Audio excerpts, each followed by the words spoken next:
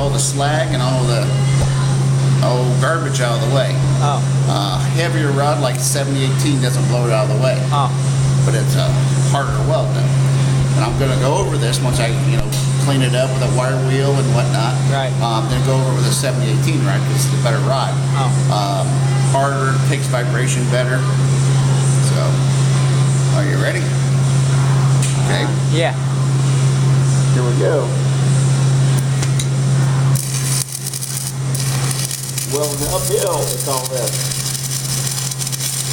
I'm coming up.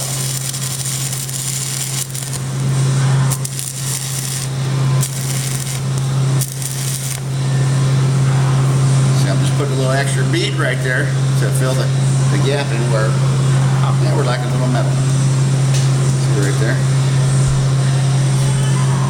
Oh yeah. That's all I did. I hit it a couple times, let it cool, hit it, let it cool, hit it, let it cool, hit it. Oh.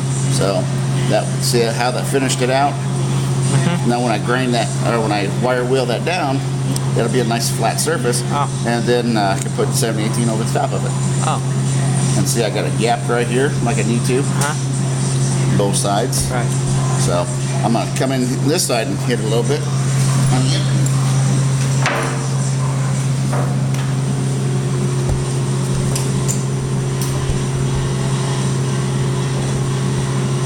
Yep. I'm just going to tack it here.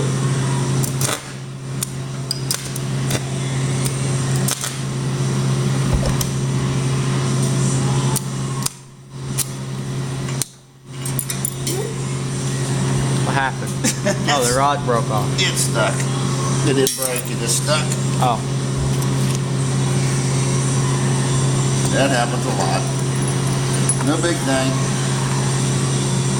Ready? Oh, whoops. Got your hood? Yeah, I'm ready now. Okay.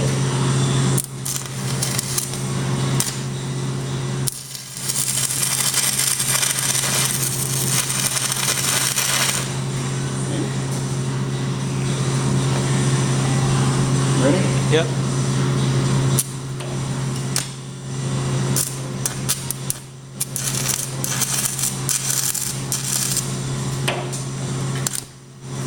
Okay. Now you get another one.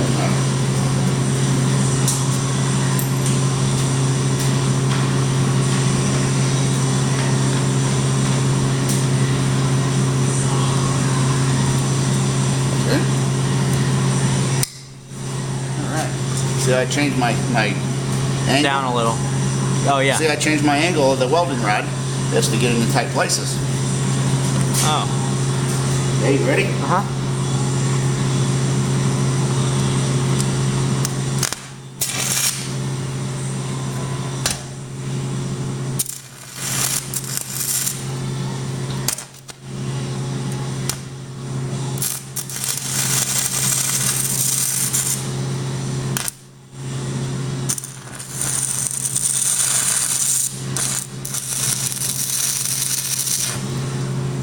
Okay.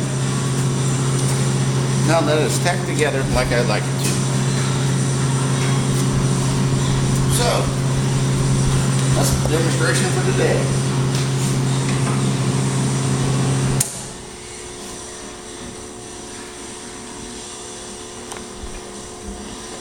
Welded 4 joints, we tack weld them together. We'll come back at a later date when we're done making the frame and weld everything out once we're done. But we just want to tack everything right now in case they get to break something loose. Oh yeah. Cuts it loose easier. So, but that's the frame of the roller right now. So, works good. Yep.